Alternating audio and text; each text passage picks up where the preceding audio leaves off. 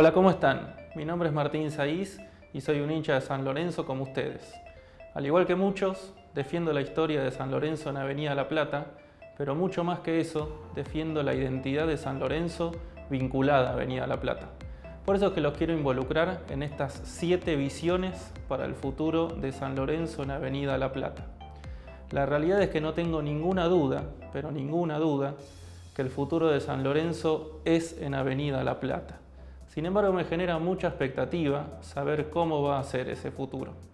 Por eso es que convoqué a 7 expertos en distintas ciencias para que nos ayuden a pensar y a diseñar el futuro de San Lorenzo en Avenida La Plata y con nuestro estadio.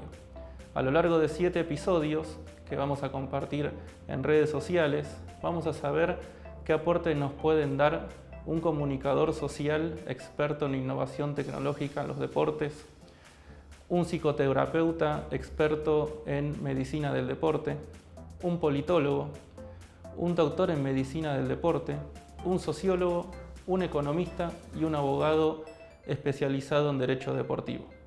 Los invito a que nos acompañen, que vean estas entrevistas. Les puedo asegurar que luego de verlas vamos a tener mucho para pensar de nuestro futuro.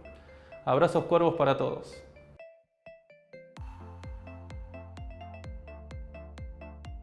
Bueno, yo soy Sergio Levinsky, periodista y sociólogo, nacido en Morón, 57 años casi ya de vida, y conjugué desde el origen, desde muy jovencito, las 2 carreras. Estudié sociología en la UBA, después hice un doctorado en Barcelona de sociología aplicada al deporte, y estudié periodismo también y comencé muy joven a ejercer el periodismo. Y casi siempre lo que hice fue más periodismo que sociología. Una de las preguntas que me hago es si soy un periodista que además se graduó de sociólogo o soy un sociólogo que ejerce como periodista. Pero creo que soy ambas cosas de fondo. Así que básicamente es eso. Tengo varios libros que escribí, casi todos con esta orientación. Mis libros son casi todos de sociología aplicada al periodismo o aplicada al deporte. Así que bueno, casi todos son de esa temática, ¿no? La relación entre la AFA y los gobiernos de turno en la Argentina, un ensayo de la vida de Maradona, pero también desde un punto de vista más sociológico, otro sobre los aspectos del negocio del fútbol en la Argentina, que es la continuación de mi tesis de licenciatura, que fue la primera tesis de sociología aplicada al deporte en la UBA, en el año 89, y bueno, esos son mis libros básicamente. Sí, la sociología del deporte es una rama de la sociología que así como la sociología estudia las relaciones entre las sociedades o de la propia sociedad entre los que la componen, la sociología del deporte es una especialidad en la que relaciona todo esto a su vez con fenómenos deportivos. Es decir, fenómenos que tienen relación entre el deporte y la sociedad. Es decir, pueden venir de un lado o del otro, ¿no? Muchas veces es una mixtura entre los dos. Pero lo que estudia es eso, básicamente. Bueno, es una relación compleja. Esa es una relación compleja porque puede haber, como decía, ¿no? Una vía hacia un lado o hacia el otro. Por ejemplo, está el individuo que practica deportes, muchas veces, está en la institución que lo contiene y está a su vez la sociedad que también lo consume. Es decir, que son totalmente cosas distintas. Ahora, lo que pasa es que después está el propio individuo que practica deportes, que puede formar parte en una tribuna de una hinchada, por ejemplo, o puede formar parte de un consumo del deporte. Es decir, que la relación es de ida y vuelta, ¿no? Tenemos como el individuo sería lo micro, después vamos yendo hacia lo macro, ¿no? Tenemos digamos, la sociedad, que es la contención de todo ese fenómeno del deporte en sí. Bueno, yo no lo estudié así, pero podría decir que, por ejemplo, en los deportes colectivos, digamos, los deportes colectivos tienen una gran diferencia con los deportes individuales. Por ejemplo, la sociología, por decir en este caso, no estudiaría tanto lo que pasaría en un deporte individual con la historia de ese jugador. Sí, la sociología podría estudiar la relación de ese jugador con el contexto histórico en el que se movió, con el contexto social, de lo que ocurría, por ejemplo, en determinado momento cuando ese jugador participó. Lo mismo podríamos decir en una cuestión de equipos. Podríamos establecer una relación entre lo que ocurría en el país, por ejemplo, para tomar un caso, con la conquista de la Copa del Mundo del 86, para poner un ejemplo, ¿no? ¿Qué ocurría? ¿Por qué? ¿Qué elementos? En sociología, esto no solo en deportes, ¿no? Por eso digo que es una rama. La sociología nunca habla de una causa de los hechos. La sociología habla de una pluricausalidad. No habla nunca de casualidades. En general trata, como toda ciencia, de hurgar en las causalidades. ¿Por qué ocurrieron esos hechos? Y bueno, ahí hay un sinfín de posibilidades. Como toda ciencia humanística, la sociología también indaga en una cantidad de cuestiones, ¿no? Esas cuestiones pueden ser desde las relaciones económicas entre las instituciones, entre las relaciones entre los planteles y lo que pasaba en el contexto institucional de la institución que sea, puede ser la UAR, la AFA, la FIFA, etcétera, ¿no? Y bueno, después dentro de eso, por eso hay estudios que son enfocados a lo barrial, a lo provincial, a lo nacional, a lo internacional.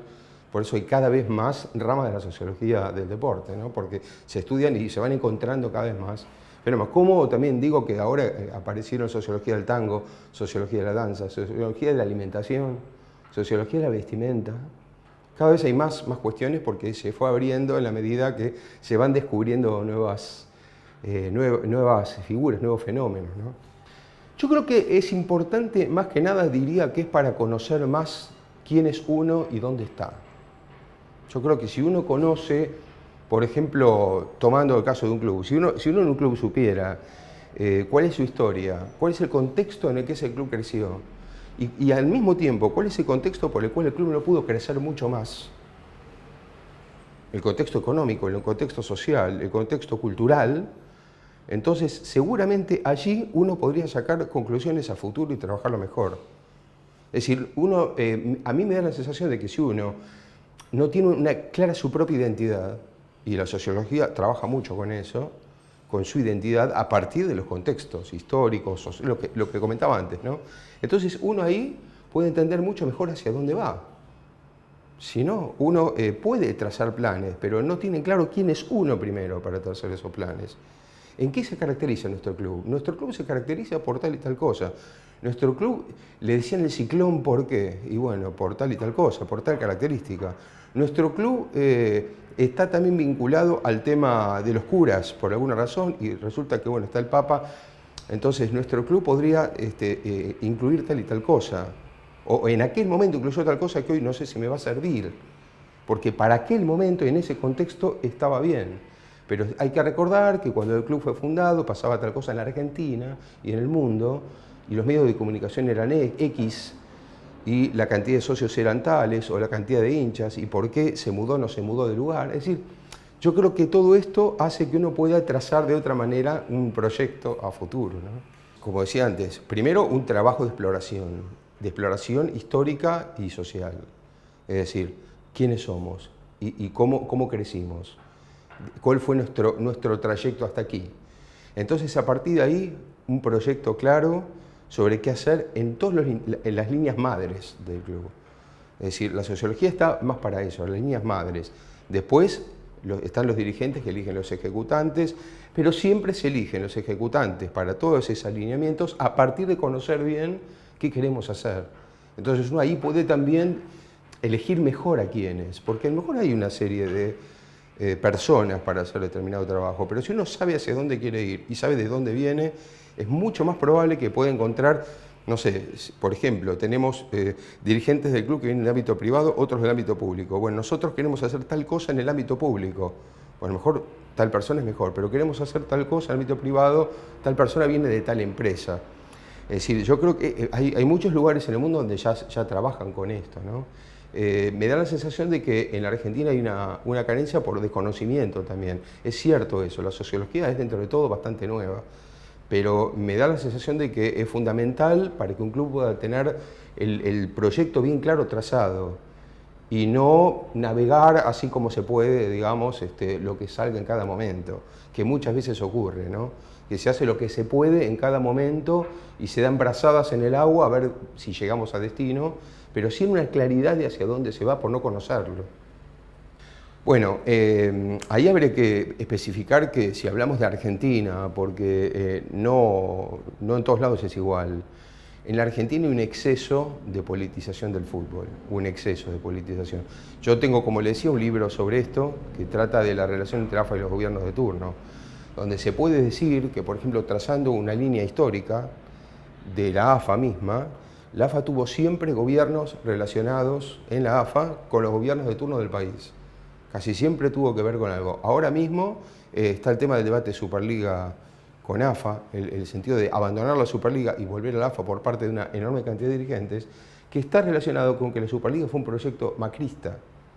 Y entonces, para muchos dirigentes del fútbol, dejar la Superliga es terminar con una etapa que casualmente en el país también termina y volver. Es decir, esto del debate de dejar la Superliga no llegó hasta 2019. Empezó después del diciembre de 2019. Es decir, casi siempre está relacionado, para bien o para mal, ¿no? Sin emitir opinión, pero siempre, cuando por ejemplo hubo un golpe de Estado en la Argentina, casi siempre el presidente de la AFA tuvo relación con alguna dirigencia perteneciente al golpe de Estado. Cuando hubo gobiernos radicales, normalmente el presidente de la AFA estuvo cerca del radicalismo. Cuando hubo gobiernos peronistas, normalmente el presidente de la AFA era un sindicalista o alguien ligado al sindicalismo y cosas por el estilo. Es decir, el fútbol argentino está demasiado cercano a la política porque el fútbol argentino es demasiado importante en la sociedad argentina. El fútbol se convirtió en un hecho, para mí, exagerado. Es decir, lo que nació como un deporte terminó siendo un hecho social y político demasiado fuerte. Entonces, el fútbol muchas veces reemplaza a cuestiones de la vida cotidiana en donde la gente es derrotada todos los días por goleada. Entonces, el fútbol se transforma en una forma de vencer por otro medio, creyendo uno que uno también gana cuando gana su representación.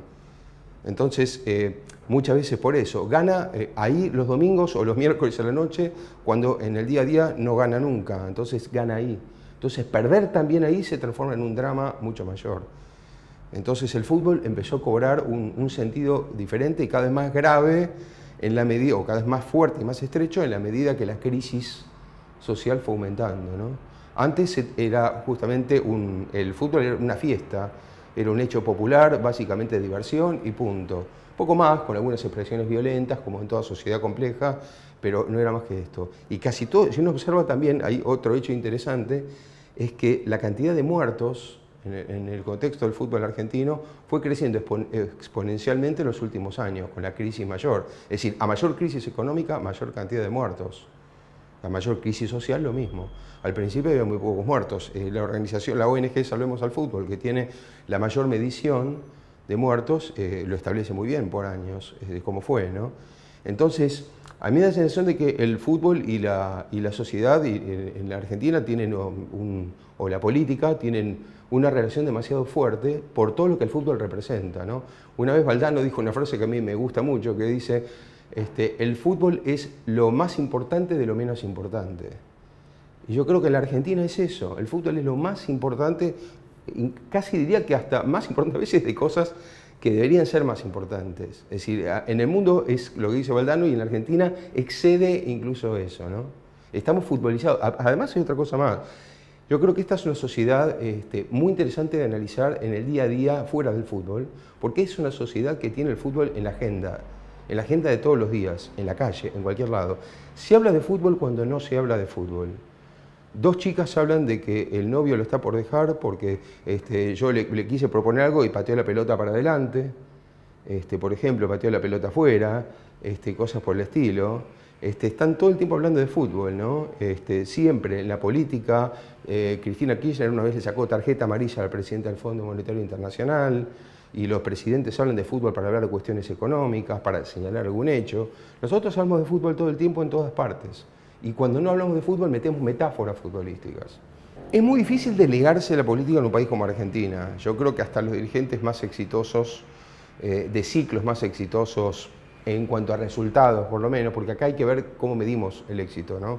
En Argentina muchas veces se mide en base a resultados deportivos, que es relativo, porque si tenemos resultados deportivos y después tenemos un rojo enorme en lo institucional, hay que ver cuánto éxito tuvo. Eso es un éxito deportivo.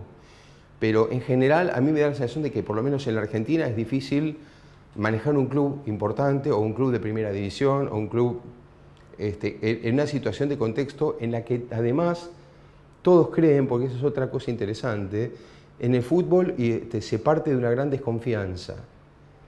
Casi todos los simpatizantes, los hinchas, los socios presionan para tener peso en la AFA, por ejemplo. Que a mí me llama la atención eso, más allá del dirigente. La sociedad exige tener peso en la AFA. Peso en la AFA es pensar que a uno lo van a perjudicar, que si uno no está fijo ahí, presente, haciendo pata ancha, lo van a molestar. Y eso lo piensa la gente, ya no el dirigente. Entonces, el dirigente no nace de un repollo, el dirigente en general pertenece a la sociedad a la que pertenece, se formó en la misma sociedad en la que la gente está. Entonces, es muy difícil eso. Yo creo que por eso creo cada vez más que la mejor forma no de abstraerse, pero sí de pasar un poco de costado de esa situación, es tener un lineamiento claro a donde uno apunta. Por ejemplo, yo doy el caso que me parece el más interesante. Voy a dar dos casos de Argentina y uno de Uruguay. Argentina en fútbol, en selecciones nacionales, hasta ahora en toda su historia tuvo dos proyectos solos. Dos proyectos con carpeta, escritos, presentados bien en la puerta de la AFA, digamos en el escritorio de Viamonte, presentó dos veces un proyecto grande, en serio, con lineamientos a muchos años. El de Menotti en el 74, casi obligado porque Argentina era sede del Mundial 78, entonces Argentina por primera vez en mucho tiempo se obligó a hacer algo en serio, y el segundo fue el de José Peckerman. Bueno, si estudiamos los dos casos, ¿cómo terminaron? Argentina fue campeón del mundo las dos veces. Cuando Argentina tuvo un proyecto, Argentina fue campeón siempre. O sea, no es que alguna vez le fue bien, salió campeón siempre. O sea, esto es bastante claro. Y Uruguay, que pongo el otro ejemplo, es el Tavares. El otro día leía que Tavares es el técnico más longevo, digamos, en una selección, tiene el récord Guinness de tiempo en una selección, y es vecino a Argentina. Cuando Argentina, en el tiempo que Tavares estuvo, no sé cuántos técnicos cambió.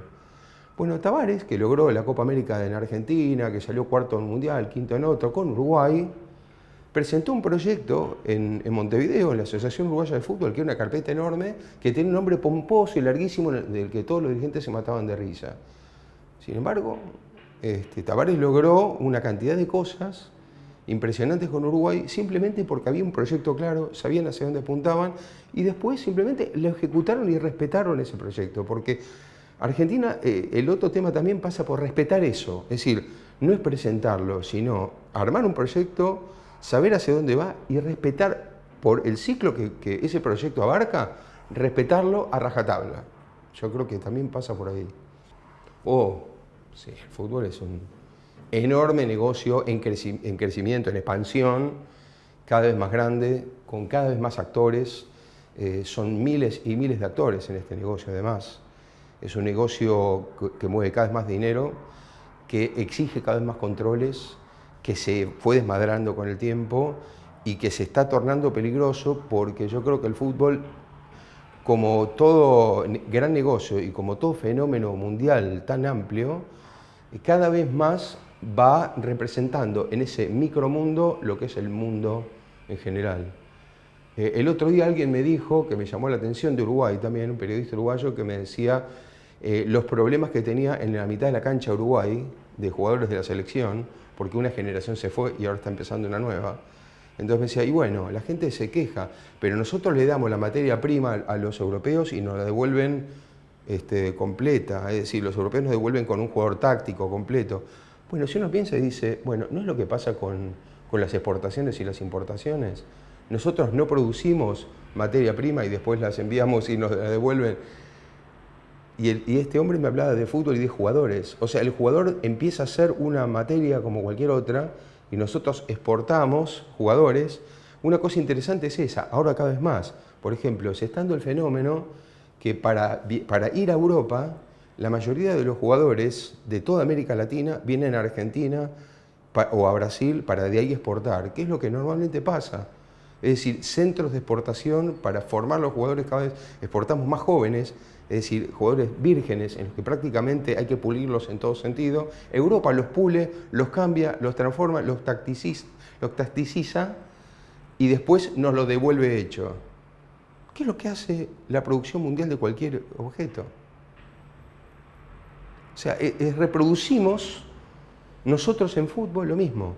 las grandes potencias que se venden los jugadores a valores terriblemente altos en euros y a nosotros nos pagan el 10% de eso para jugadores que son tal vez mejores que esos, pero no pulidos, y que hasta que no van al centro del mundo, que sería el foro de Davos o algo así, ese jugador no vale lo mismo porque tiene que mostrarlo ahí.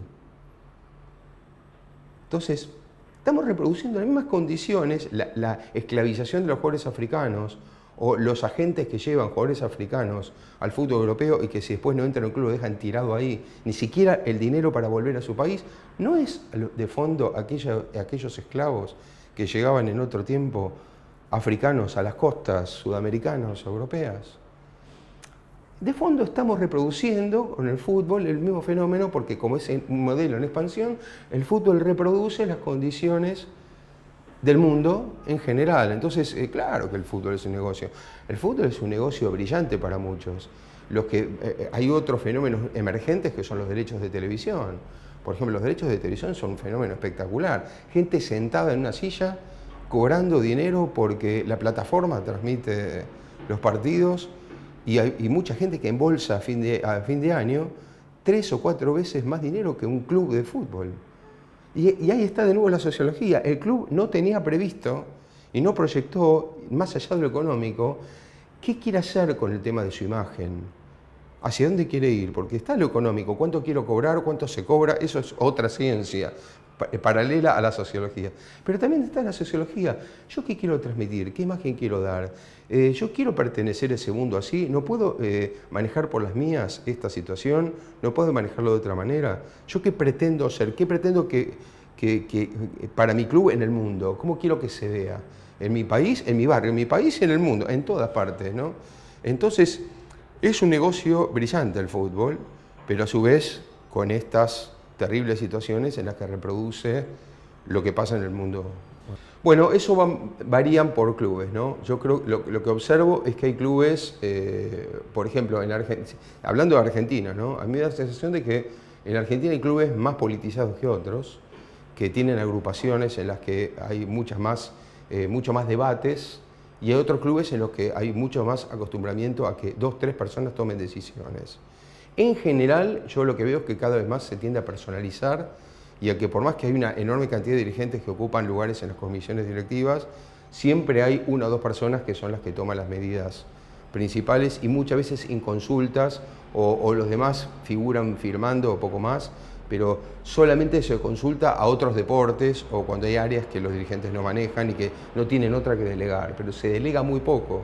Yo creo que no hay un cuerpo colegiado en general que funcione. Conozco pocos cuerpos colegiados donde más de 3 personas tomen decisiones. Hay dirigentes que acompañan y hay 2 o 3 dirigentes que son los que realmente manejan todo. Que sienten además esto que también pasa en el mundo del fútbol mucho, ¿no? Sienten que si no pierden las riendas, que tienen que manejar todo. Muchas veces esos dirigentes no tienen la formación necesaria. Yo creo que no tienen la formación necesaria. Muchas veces por una cuestión cultural o social, pero me parece que también hay poca inquietud en los dirigentes para conocer más el fenómeno desde dentro. Me parece que por ejemplo, no es muy común que los dirigentes asistan a congresos, a simposios, los dirigentes no se forman. Tengo un conocido que tiene una muy alta posición hoy, que me contaba que en un congreso de medios de comunicación, ya no hablamos de algo muy lejano, sino de medios de comunicación, cuando los dirigentes venden derechos de televisión y están siempre cerca de todo eso, y que es un muy buen ingreso para los clubes, un dirigente muy importante de uno de los clubes más importantes de Argentina le dijo a esta persona que moderaba el simposio: mira, menos mal que hablaste vos de ese tema porque yo esto no lo domino. Y a mí me parece grave que un dirigente de ese nivel no domine y que lo diga abiertamente: yo de esto no sé, porque esto tiene que saber. Es decir, los dirigentes hoy son además en general personas más acaudaladas, suele ocurrir, que tienen más tiempo a disposición del club. Ya no existe ese dirigente que dejaba todo el trabajo y a las 7 de la tarde iba al club. Son muy pocos los que hacen eso.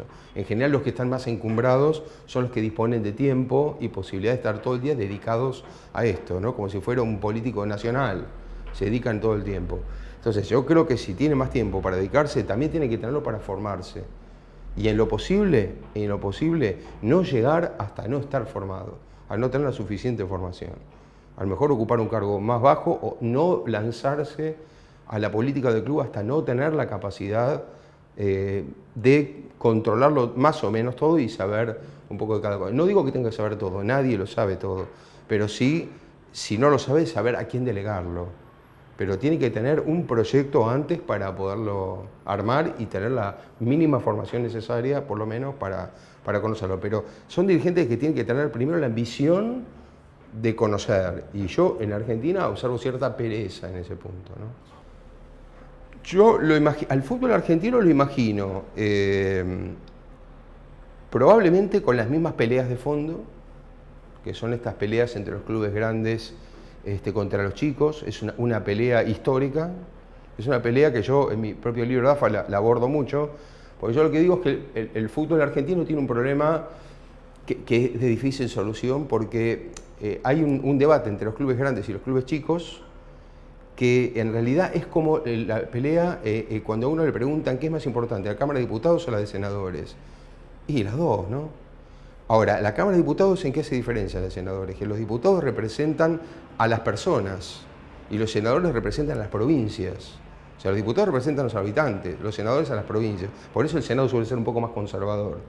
Ahora, en los clubes es lo mismo. En los años 40, lo que se llegó a debatir y a cambiar era que los 5 grandes de aquel momento decían, no, un momento, nosotros no podemos tener los mismos votos que ustedes a la hora de una asamblea, porque nosotros representamos a mucha más gente. Entonces nosotros tenemos que tener más votos, ustedes representan a menos gente. Si en la Cámara de Diputados no todos tienen la misma cantidad de votos, no todos tienen la misma cantidad de legisladores. La provincia de Buenos Aires tiene mucho más diputados que Chaco.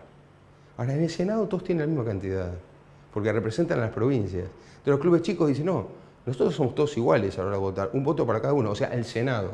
Los clubes grandes dicen, no, nosotros tenemos más representatividad, o sea, diputados. ¿Y quién tiene razón? Los dos. Es muy difícil ese debate, es muy difícil, porque depende de qué punto de vista se lo mire. Yo creo que este es el debate central por muchos años dentro de la política del fútbol argentino. Entonces, el gran tema es cómo se va a resolver ese punto, porque es medular en base a que si no la distancia que se va a generar va a ser cada vez mayor. Estamos viendo ahora un fútbol en el que ya un club chico aspirar a ser campeón es cada vez más difícil. Puede ser campeón porque a veces el fútbol argentino genera engendros como los apertura, clausura de torneos de una sola rueda, que después el promedio es todo el año, pero el campeón de una sola rueda, y cosas por el estilo que muchas veces en el mundo observan con cierta sorpresa, ¿no? Este tipo de cuestiones. Pero creo que lo que va a tener que resolver son los problemas de fondo. Y los problemas de fondo son cómo nos asociamos, qué tipo de votos hay, la representatividad, el reparto del negocio, que me parece cada vez más importante, porque si no, yo lo que veo del fútbol argentino es un fútbol cada vez más empobrecido, porque si ahora mismo estamos asistiendo a un fútbol sub-20 y plus 30, en el que están los que ya hicieron la diferencia económica y vuelven por amor a una camiseta, resignando la parte económica porque vienen a retirarse con una edad muy avanzada, o el de menos de 20 que todavía no fue vendido, pero que su ambición es ir a otro mercado y jugar en un fútbol distinto, en lo posible europeo, ¿no? El jugador exitoso considera que es el que va al fútbol europeo, no al mexicano o al de Estados Unidos, sino al fútbol europeo. Entonces creo que ese es el gran debate a futuro. El gran debate a futuro es qué fútbol nosotros vamos a querer y qué fútbol vamos a tener. Y hay un tercer punto que me parece muy importante que no se está debatiendo. El fútbol argentino está ante una situación muy grave de lo que pasó en los últimos 30 años, 35 años. Porque para mí el fútbol argentino perdió en su juego una cuestión medular que es nuestro propio estilo. El fútbol argentino fue un fútbol muy exitoso durante los primeros 50 años del siglo XX, muy exitoso, pero que se nos vendió que fue fracasado porque no ganó. En realidad eso es una falacia muy grande. El fútbol argentino ganó muchas cosas que era lo que podía competir, porque el contexto de los primeros 50 años fue un contexto en el que había un aislamiento del fútbol mundial por tonterías que hicieron ya los dirigentes en aquel tiempo, porque cuando fue el Mundial de 38, que Argentina tenía que ser sede, justo empezaba la Segunda Guerra Mundial, empezaba el nazismo a crecer en Europa, entonces Francia, que no le tocaba por rotación de continentes, logró por muy poco vencer a Argentina en la votación de la organización de ese mundial, y Argentina se enojó y por 24 años se aisló, pero que fue un gran error dirigencial, ¿no? Muy infantil, pero Argentina se enojó y empezó a renunciar a ir a torneos, a pelearse con la FIFA, con la Confederación Sudamericana. pero se nos vendió que esa etapa no fue lo buena que fue la segunda etapa. Entonces Argentina fue perdiendo por influencias culturales europeas, lo que hablábamos antes, fue perdiendo su juego, porque ahora hasta los jugadores de la selección son europeos. Vienen de jugar todo el año en Europa y vienen con un sistema táctico que no es el que nosotros utilizamos durante tanto tiempo. Entonces, si los clubes no empiezan desde abajo a recuperar, y para eso se necesita nuevamente un proyecto, a recuperar esto de volver a las fuentes y volver a tener jugadores que gambeteen, extremos que abran la cancha, número 10 que maneje la pelota, laterales chiquitos, no que de 2 metros, porque los laterales tienen que tirarse al piso contra los extremos, necesitan laterales chicos, defensores que salgan jugando con la cabeza para adelante, arqueros que atajen la pelota sin dar rebote. Si no tenemos un 5 que era antes la referencia del fútbol argentino, elegante, que se paraba en el círculo central, que no necesitaba un doble 5 que lo auxilie porque ese es un concepto europeo. Y esa cantidad de cuestiones, si Argentina no recupera eso, está muerta, porque Argentina va a terminar dependiendo siempre del otro mercado. Y fíjense una cosa interesante, hasta nuestro sistema de torneos, nuestro calendario de torneos, está hecho para venderle jugadores a los europeos y nada más. Nosotros jugamos en el calor de enero y no jugamos en el invierno de junio, cuando deberíamos jugar en invierno de junio y descansar en el verano de enero, porque en Europa se para en esos meses el fútbol y se juega en esos meses, entonces cuando se para también se para acá y entonces el mercado le vende jugadores. Solamente por eso. Entonces nosotros nos transformamos en un país solo exportador que cada vez le importa menos todo y cada vez se entrega más por cuestiones económicas a las necesidades. Entonces lo que hay que lograr es revertir esa situación y generar nuestros propios recursos sin necesidad de depender de lo que pasa ahí, porque además redunda hasta en el juego, como decía recién, aunque parezca que no. Porque nosotros, ¿para qué vamos a generar un 10 como Riquelme si en Europa no usan más el 10? Entonces, ¿a quién se lo vendemos? Y como solo pensamos en vender, desde la novena no generamos más eso, porque no le podemos vender. No nos importa lo que a nosotros nos gusta ni la fiesta, nos importa vendérselo a ellos. Yo creo que deberían formarse un poco en historia, por ejemplo, conocer la historia del club, conocer la historia de la Argentina, conocer un poco, al menos, algunas relaciones con el mundo, de Argentina con el mundo, pero yo creo que, por ejemplo, conociendo la historia del fútbol argentino y de la Argentina, ya conocerían mucho, y después conocer mucho la zona del club, la historia del club y la zona en la que el club se encuentra, me parece medular, no conocer la zona y no conocer la mentalidad del hincha y del socio del club, no solo del socio, yo digo por qué hincha, porque si bien el club se dé a los socios, el hincha es el que puede captar. Entonces también, para poder captar esos hinchas, necesita conocer. Yo creo que eso es fundamental. Ahora, también creo que necesita hoy cada vez más conocer de economía, necesita tener un conocimiento de economía y necesita tener una cultura general cuanto más amplia mejor. Por esto que decía, porque por ejemplo hoy hay una relación cada vez mayor con las instituciones que contienen a la propia institución de uno. Por ejemplo, un club está inmerso por decir, en la AFA, pero después la AFA está inmersa en la Conmebol y la Conmebol está inmersa en la FIFA y hay representaciones. Entonces uno puede establecer, es muy interesante, por ejemplo la FIFA tiene ciencias sociales, que los clubes no parecen interesados. Está el CIES, que es el Centro de Investigaciones de Ciencias Sociales de la FIFA, y los clubes no los veo muy interesados. La AFA tiene una persona que va al CIES, o dos, y hay argentinos en el CIES, pero normalmente los clubes no tienen un gran interés, no están muy encima de eso. Y sería muy interesante que tuvieran un interés mayor por esas cuestiones. Porque yo creo que hay una idea equivocada que no es culpa de nadie, ¿no? Pero la sociología o las ciencias sociales, en general la gente en la calle lo ve como algo etéreo. ¿A mí qué me sirve en el día a día? Y fíjese, si nosotros pudiéramos darnos cuenta que hasta jugamos distintos y que es una cuestión sociológica de por qué jugamos distinto. Jugamos distinto a lo que jugábamos antes, tenemos miedo a perder. Le cuento una anécdota. Yo tuve como periodista la posibilidad, hace muchos años ya, en el año 94, de hacer una entrevista a Roque Máspoli. Roque Máspoli fue el arquero de Uruguay que ganó en el Maracanazo del 50.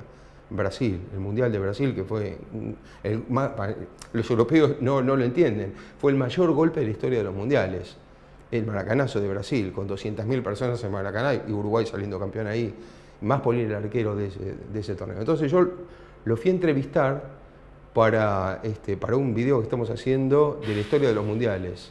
Entonces le pregunté por el maracanazo y le digo, ¿ustedes pensaban que podían lograr esa hazaña? Y él me decía, sí, no, nosotros pensábamos que podíamos lograr esa hazaña. Nosotros en ningún momento, no fue sorpresa para nosotros eso. Nosotros con Brasil, antes de ese partido, ganábamos y perdíamos seguido. Era muy parejo. No es que Brasil nos goleaba siempre. Dice, al que nosotros le teníamos miedo, me dice, ¿usted es argentino? Sí, era ustedes en el año 50. Uruguay, campeón del mundo. Y digo, ¿por qué? Y sí, porque con esos jugadores, nosotros estamos en el túnel saliendo de la cancha y con Schubert Gambetta, que era el lateral, y con el otro, y con Obdulio Varela, decíamos, viste, hoy juega tal, juega Martino, juega Boyé, juega tal, hoy nos hacen 5, y el otro decía 6. Eso era Argentina. Uruguay, campeón del mundo, al que le temía era Argentina. O sea, tenía pánico a esos jugadores, porque lo que podía hacer Argentina era una locura. Y Argentina hoy sale con miedo a perder, y ahí tengo que decir, guarda con ganas, porque hay un 9 ahí que puede, entonces hay que meterle 3 volantes defensivos. Eso es sociología pura.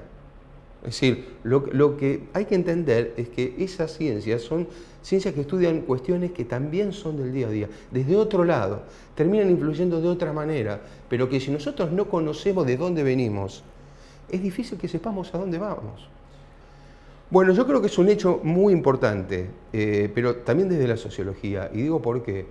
Porque en esta etapa que comentaba antes, de tanta lucha de poder entre los clubes, es poco común que un club grande, como es San Lorenzo, haya conseguido la simpatía de un gran porcentaje de la sociedad, inclusive la simpatía de hinchas de otros clubes, y muchos de clubes grandes. Poco común, es poco común.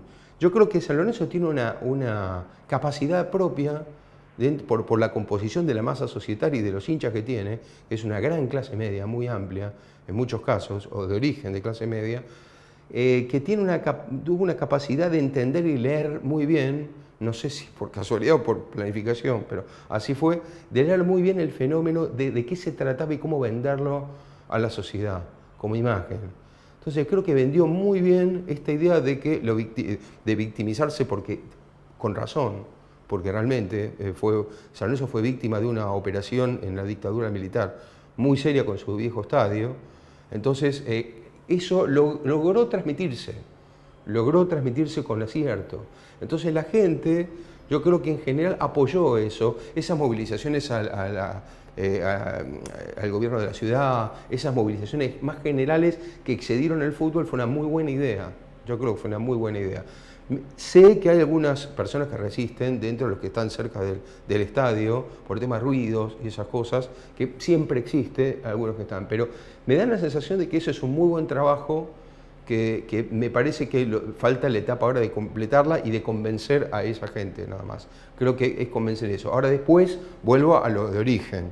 Yo creo que lo que tiene que haber es una planificación de qué se quiere hacer con eso a futuro. Ese estadio, ¿qué función va a cumplir? Es decir, ese estadio es una mole de cemento, lo que fuese, que va a estar ahí y que es una reivindicación histórica, social de San Lorenzo, ok. Ahora, una vez que se cumplió esa etapa, viene una nueva, es decir, ya la reivindicación está. A partir de ahí también con la gente que no es de San Lorenzo, la relación volverá a ser otra. Entonces, bueno, San Lorenzo creo que hasta ahora generó algo que es muy importante, adhesión y simpatía, o empatía. Entonces, el tema es cómo mantener en lo posible un porcentaje alto de esa empatía y al mismo tiempo cómo lograr que cierta afición ligada al fútbol, no tan marcada hacia un club, a lo mejor a San Lorenzo la puede llegar a traer. Y si no la trae como hincha, la puede traer como socio. Porque no siempre es cuestión de traerlo como hincha. A lo mejor los colores es muy difícil, como se sabe, es difícil cambiar de colores, ¿no? Siempre se dice, la persona cambia muchas cosas, pero de colores es muy difícil, es verdad. Pero sí que puede hacer una política de atraer como socios y sí de expandirse, porque esto genera una gran simpatía. Tal vez lo pueda transmitir a un nivel más nacional, que puede llevar a otro nivel con un buen proyecto, es decir, esta misma simpatía, ampliarla. Pero si no, por lo menos atraer a los que son hinchas de otros clubes como socios. Pero yo creo que lo que tiene que conseguir San Lorenzo, creo que tiene varias cuestiones interesantes, San Lorenzo, históricamente, que me parece que son valores a transmitir. Creatividad, es la hinchada más creativa, reconocida generalmente como la hinchada con más creatividad en las canciones. Carnaval. Carnaval es una hinchada, muchas hablan de carnaval en el sentido de vivir un carnaval, pero San Lorenzo tiene carnaval propio de Boedo, que es la murga de Boedo, y los carnavales es un valor a recuperar y a expandir como valor importante. Lo del Papa es un valor aparte, yo creo importante en el mundo también, pero ese es un valor ocasional, pero que es un valor. La clase media también, universidad, porque San Lorenzo tiene mucha gente de universidad, y barrio con una enorme tradición. Bueno, creo que San Lorenzo tiene. Y luego otra cosa más, una historia muy rica deportiva, muy rica deportiva. Entonces, hay una particular adhesión de ese sector. Entonces, yo creo que San Lorenzo, que ya tiene una masa importante, me parece que puede trabajar mucho más en todos esos aspectos. Pero conociendo mucho más todo eso, creo que va a poderlo lograr. Ahora, lo importante es eso, tener en cuenta que una vez que se instale, la gran empatía va a bajar un poco porque conseguido el objetivo, se acaba el anterior victimismo, ¿no? Entonces, creo que la cuestión ahí sí que creo que parte de una multidisciplina en la que para mí un dirigente debería abordar la multidisciplina y hablar con economistas, con gente ligada a la arquitectura, con gente ligada a los negocios y con sociólogos. Porque creo que ahí lo que hace falta es un proyecto grande donde tenga en cuenta la historia, tenga en cuenta el futuro y tenga en cuenta el presente.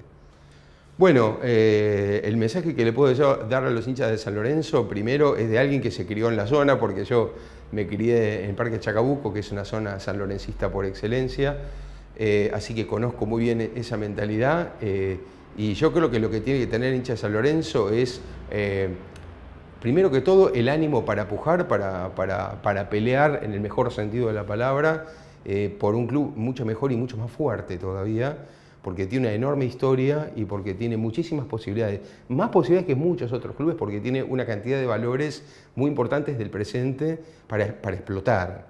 Entonces yo creo que lo que tiene que tratar el hincha de San Lorenzo o el socio es de ser más grande todavía, porque es posible eso, es posible. Pero es una cuestión de mentalización y es una cuestión de creer, ¿no?, en eso. Pero también me da la sensación de que San Lorenzo da para mucho más, y que entonces me parece que lo que hay que tratar es de superarse con eso, ¿no? De superarse en base a todos estos valores que dije antes. Pero el futuro, si lo consiguen por ese lado, es muy, muy importante.